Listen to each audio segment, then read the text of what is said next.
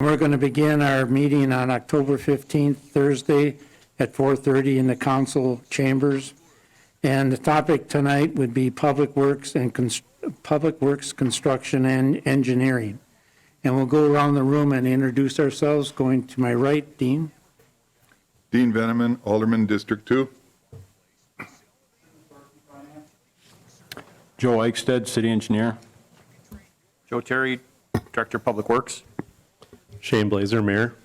And Tom, I think you're sitting in for Steve. Tom Realm. Do you hear us, Tom?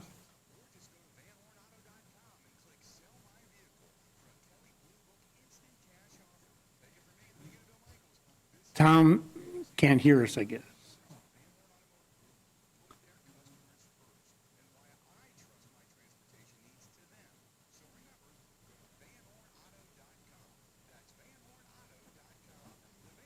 All right.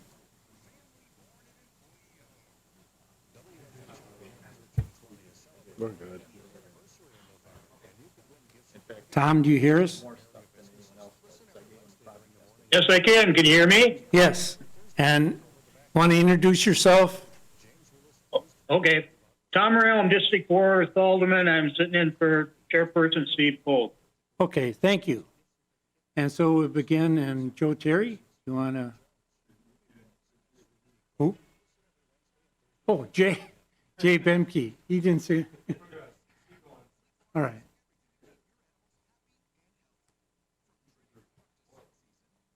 And Mayor. Introductions, yeah. Did you say? Okay. Sorry about all that. Okay, so we'll start with the engineering department budget, and the city engineer is here to go over those details. So I did prepare a brief memo to kind of outline some of the major items and kind of where each of the accounts are at as compared to last year, and a brief summary of the work that we're proposing for 2021. Starting off with the engineering budget, there is an increase to our engineering budget. The total budget is at least proposed at this point at $451,918. Few things notable with that is we did have a shift. In August, we hired a design engineer, and we went from 7 full-time employees and 3 seasonal technicians to 8 full-time employees and 1 seasonal technician. So there's a little shift in resources and dollars to accommodate that. In addition, we are estimating about $7,000 for office furniture to reposition staff in the engineering department so that we can better facilitate the engineers together along with the CAD operator. Subsequent to that, we did include about $20,000 for consultant work for modeling and structuring of special assessment alternative, if that's a direction that the council decides to go in. So there is dollars provided, if that were to happen. With the equipment replacement fund, we've got kind of a what-if scenario identified there. We did have some equipment malfunction this season. We're still evaluating if we're going to have any long-term issues operating with that malfunction, but it wasn't worth doing the repair. It was too expensive.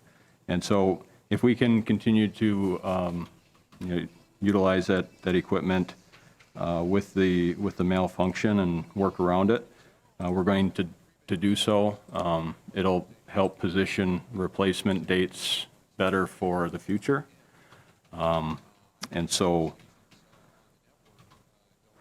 that's our current plan. However, if things don't work out very well with that, the replacement value of the field controller for the robot is quoted at $7,600.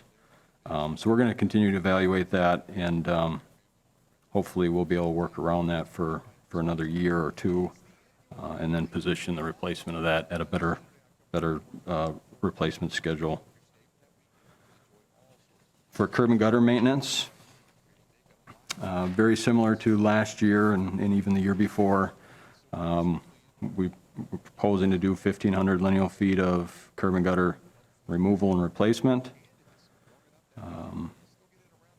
And in fact, our contractor's still working on that yet this week and next week, and hopefully we'll be able to accomplish a lot of that work for 2020. Sidewalk maintenance, again, very, very similar. There's a slight uptick in costs. We have 1,500 lineal feet of sidewalk replacement proposed, along with 1,500 lineal feet of sidewalk joint cutting, which equates to about 300 sidewalk joints that would be cut. Contract dollars for that, approximately $75,000. So there's about $30,000 in that for administration and traffic control and restoration work. With the traffic control budget, there is a more significant increase there of 27%. Total budget being $225,000. A couple most notable items there. We currently have 4 intersections with in-pavement vehicle detection sensors. So they're sensors that are cored into the concrete pavement or asphalt pavement, and they detect vehicles approaching the signalized intersections. And we've had marginal success with those, lasting as long as they're advertised to last. And so that the premature failures have ended up costing significantly more money over the long run. And we've been phasing those out. And so we're down to 4 intersections left that have them. And so right now we have proposed the 2 intersections will get those sensors taken out and cameras installed. There is a chance that, at least we're looking into seeing if budget dollars work out, that perhaps we can just take care of all 4 remaining intersections in 2021. And that would increase the traffic control budget by $48,000. There's also the Signals and ITS standalone program grant for signal upgrades along the Riverview Expressway at Chase Street, West Grand Avenue, and High Street. So that grant application's still being reviewed by the state, and we should know here in the next month the results of that. But for the time being, with the budget review, assuming that the grant is approved, we've included $45,000 for consultant fees for design in 2021, and construction of those improvements would not occur until post-2021, perhaps 2022, in which case we would rebudget for those improvement costs in a future budget year. Additional material costs in this traffic control budget just include some general ongoing upgrades and maintenance needs for signal controllers, push button replacements, signal backplates at 2 Mile Avenue. That's the proposed intersection that we would be including some additional maintenance upgrades. At any point, if there's any questions, feel free to ask. Otherwise, I have a few questions. Okay. On the first side, where the first section, where it says, second paragraph, additionally, there will be $20,000 added to remodeling and structuring of special assessment alternative if the council wishes to make any change. I don't understand that. What do you mean by modeling and structuring? So this is for the special assessment study that is ongoing. Basically, if in the event that the council wishes to make some changes and pick a different alternative, that setting up doing some calculations and modeling work and how that might, for new rates and different things, there's some dollars set aside for that work. Okay. And then on the bottom where it says sidewalk maintenance, doesn't the property owner have to reimburse the city for sidewalks? And so that 105,000 would be somewhat less than that, wouldn't it? Yeah, so there is, the cost for the sidewalk itself is assessed to the property owners. And so the net difference there isn't reflected in what we budget. I don't know, Tim, if you want to interject on any of that, but what we budget for sidewalk maintenance includes all of the expenses. And I guess the revenues show up after the fact. I'm not sure exactly where, but Sure, I mean, depending on the nature of the sidewalk maintenance, some of it's specially assessed and some of it might just be routine maintenance, but the sidewalk maintenance account is for that annual maintenance of any of the sidewalks based on, I think we do an annual review and identify those areas and things like that. Whether it's an accessible event depends on probably the nature of the work that's performed. Would that be a fair statement? And then, if it's an accessible type maintenance, that's when they're issued a bill, and then they have the option, depending on, they can pay it in full, or it's placed on an installment, whether 5, 10, or 15 years, based on what the amount of the actual invoice is. Okay. And then before you get into the list of streets and so forth, I had one concern about a street. It's Birch Street between 3rd and 4th, and that's right behind the post office. And I think because of the trucks, the mail trucks that go in and out of there, it's really in poor shape. Did you look at that, or have you? I mentioned it to you about a month ago. yeah, we did look into that. There is concrete pavement that's underneath that asphalt surface, and so it wouldn't be a candidate for milling off the surface and repaving per se. And so it would likely be a full removal of that asphalt and concrete surface layer, and getting new road base in there and regrading and paving thereafter. But I did run that through street superintendent and director of public works, and so everybody's aware of that project and the needs over there. All right. Looks like it's going to be some potholes this winter, so. Any other questions people might have? Mr. Bemke?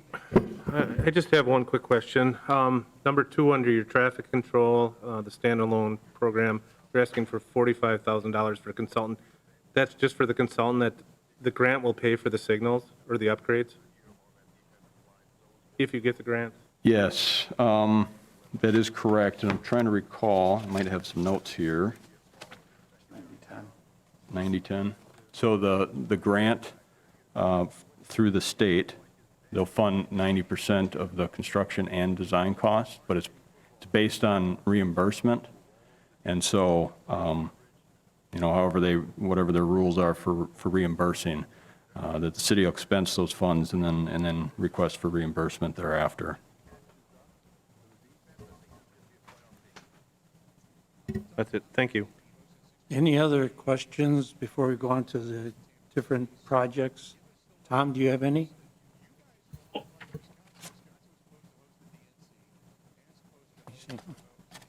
Okay. All right. Back to that 20,000 on page 1 for modeling and structuring. Define what you mean by modeling and structuring that. Is that outsourced service or? Yeah, that's an outsourced service, depending on, again, if the city decides to pursue a direction different than what we're currently doing, some of the options that we've talked about are relatively straightforward and simple. The options that staff is anticipating the council may go to, such as a transportation utility fund, that's not simple to put together.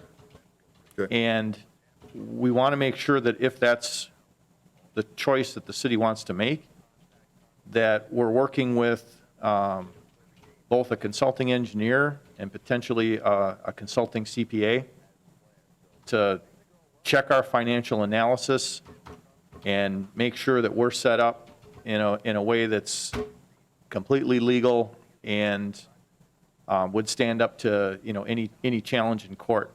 And so we haven't put one of these together before, and so we would look for some help for those who have, and that's what that budget number is for.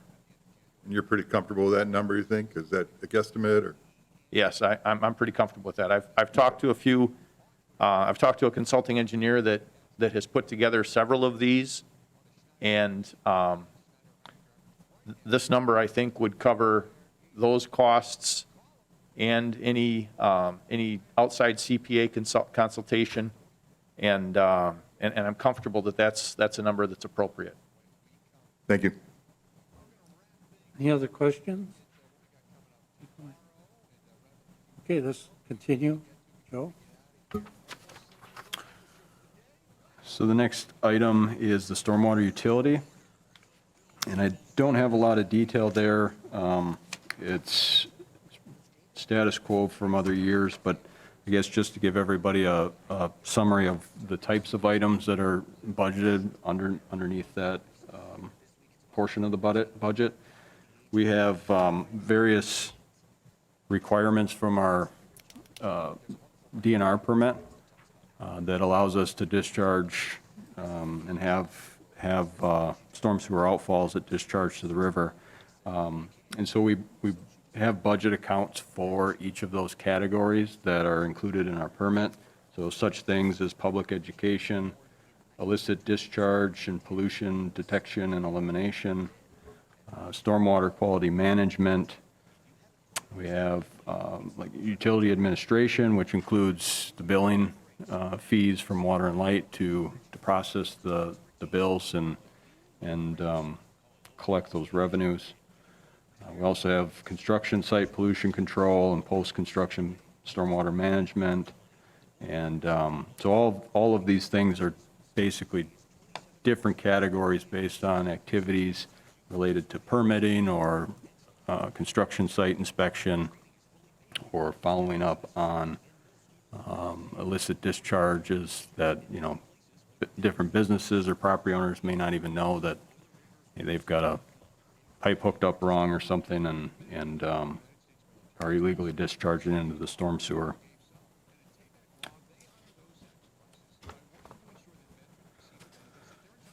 So I guess with that, we could move on to the Public Works Construction Fund.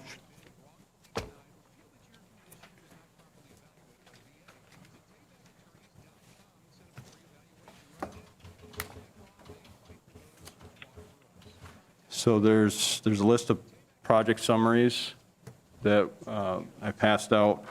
So each of those documents kind of summarize the different aspects about each of the projects and what their costs are and how those costs are split out by the different utilities and funding groups, and then kind of a general idea of the age and condition of that infrastructure. So I can go through kind of each one here briefly, and if there's any that like to discuss further, we can certainly do that. So 11th Street North from Apricot Street to Washington Street. It's a 2-block reconstruction project. Total cost of improvements, $339,000, and that's estimated to have a full reconstruction of all the utilities and the road surface, so sanitary, storm, water, and street.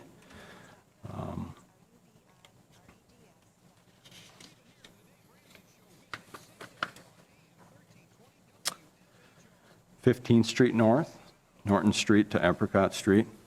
It's a 3-block reconstruction project. Again, we've got sanitary, storm sewer, water main, and the street surface. Total cost of improvements are estimated to be $535,000.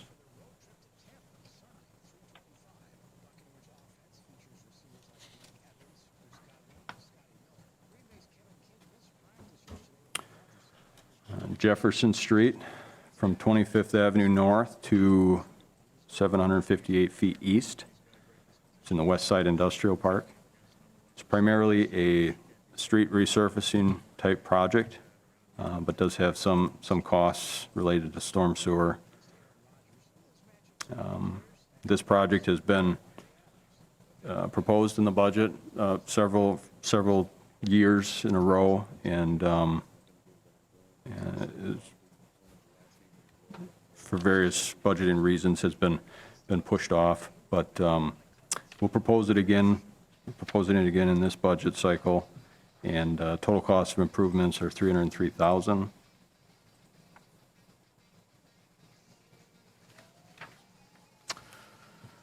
Eighteenth Avenue South from Russell Street to West Grand Avenue. It's a 6-block project, full reconstruction of the street and all the utilities. Its total cost of improvements estimated to be $1.7 million. And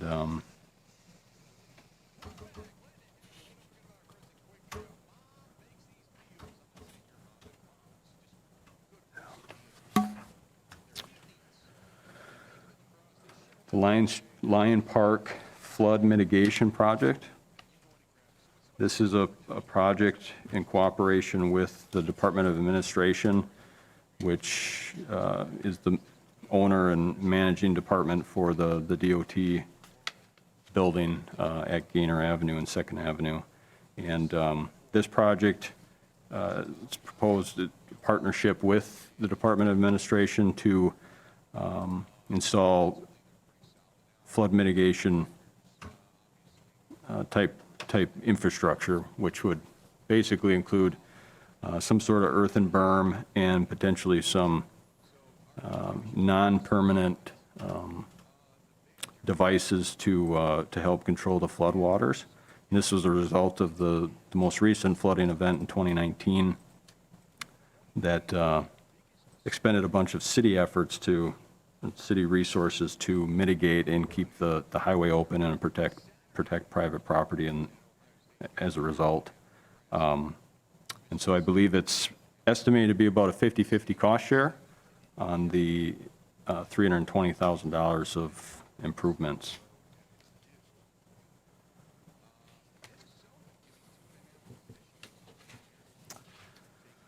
The 1 Mile Creek improvements. This is a project that's continuing to move forward. In fact, there's a meeting that's may have just completed or may still be going on right now with the neighboring property owners to discuss phase 2 of a study that was performed to help answer questions that the property owners might have, so that they might be able to make a decision on if they would sign legal access to allow the city to perform this work. And primarily the work includes dredging and some repair work on the dam structure off of 2 Mile Avenue. And the estimated cost of improvements are $270,000. And I guess subsequent review of that project will likely occur at perhaps the November Public Works meeting.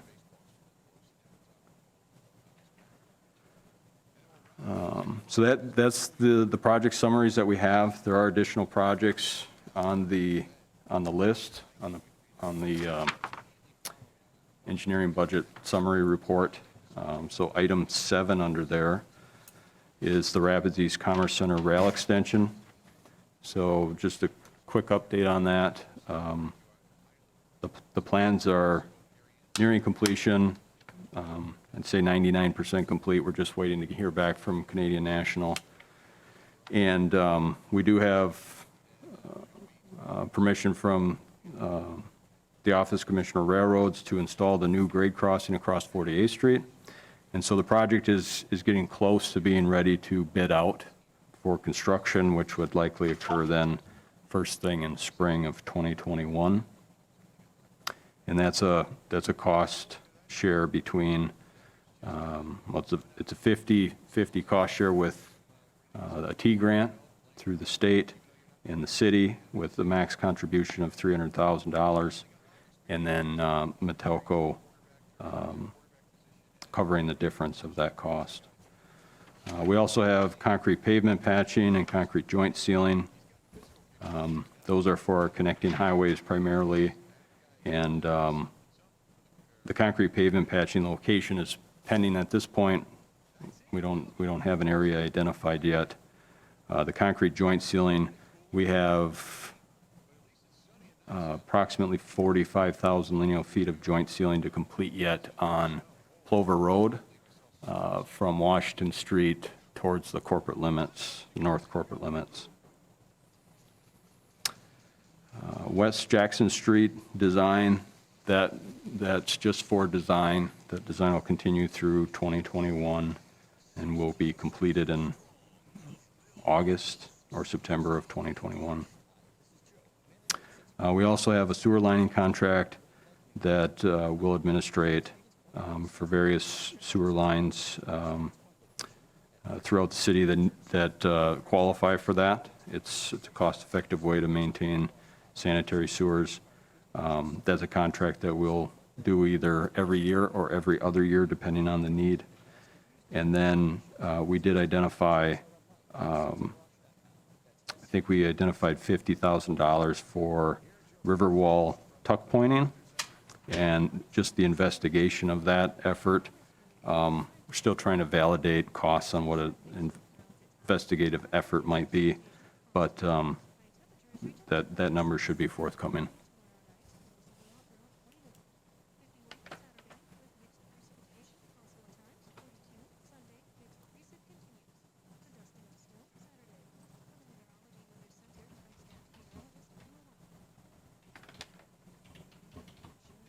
Anyone have any questions?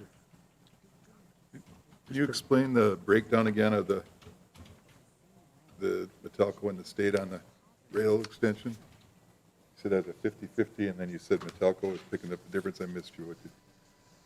So yeah, the city's applied for a T grant, Okay, which will cover, I believe it's $300,000, and the city will match that by the developer's agreement. So the city's max contribution is $300,000, and then the remainder of the balance of that funding would come from Metelco. okay. That would be, you're saying that would be in excess, excuse me, that'd be in excess of 600 then, so 300 that were, and then 300. Yeah, our preliminary estimates for the project were, well, I guess I wouldn't say preliminary estimates. The engineering estimates for the project were in that $800,000-900,000 range. But that did depend to some extent on the nature of the crossing and some of the other facilities on the project. So we should have an updated estimate with the final completion of the plans. Okay. Just the T grant is based on the number of jobs created. In the development agreement, it was a minimum of 60 jobs Okay. was included in there, and the T grant reimburses you up to $5,000 per job created, so that's where the T grant of $300,000, the city match of $300,000, and then Metelco will be on the hook for the rest. But also, if they create more than the 60 jobs, then the T grant would Then the T be grant. larger. But our maximum exposure in the project is $300,000. Thank you.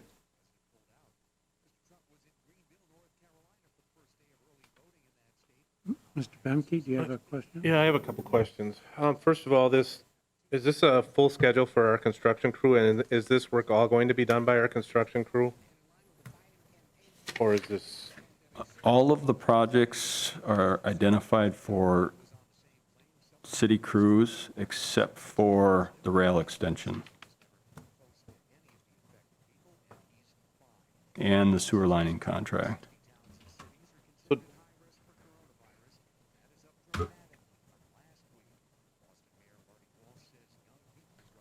So all of the major street projects, so 11th Street, 15th, Jefferson, 18th Avenue, Lion Park, flood mitigation, 1 Mile Creek, Those are all the major construction projects for 2021 for city crews. Thank you.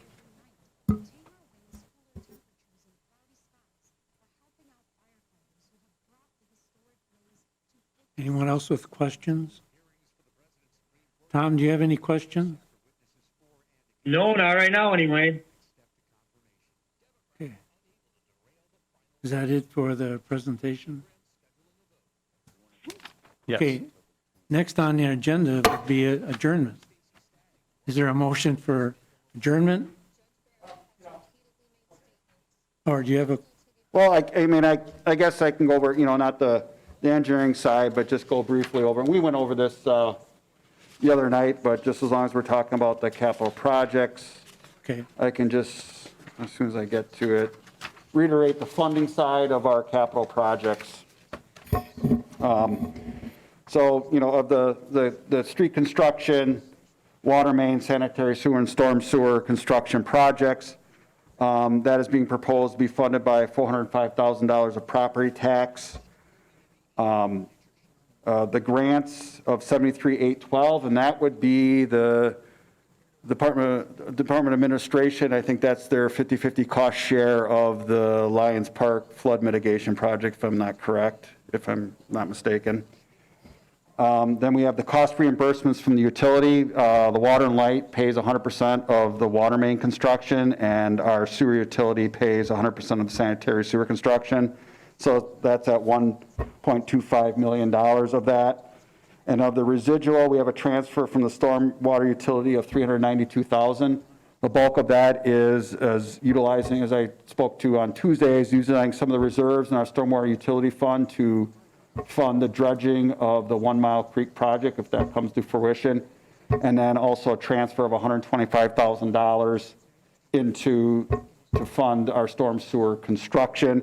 And as I alluded to on Tuesday, is that our practice with the stormwater utility is that we incrementally raise that each year to help fund and offset the amount that we have to levy and borrow for our storm sewer construction. So the ultimate goal would be that utility fee would be at a point where it would fund 100% of that. We're not at that point yet, but each year we raise it a little bit incrementally to work towards that goal.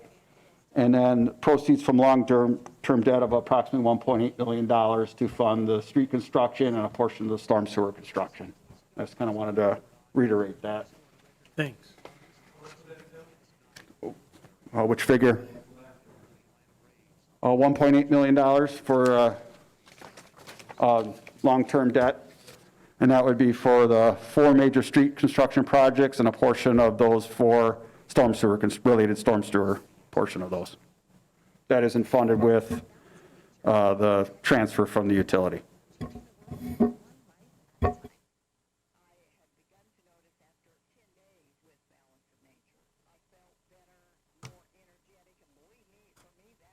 Any other questions or comments?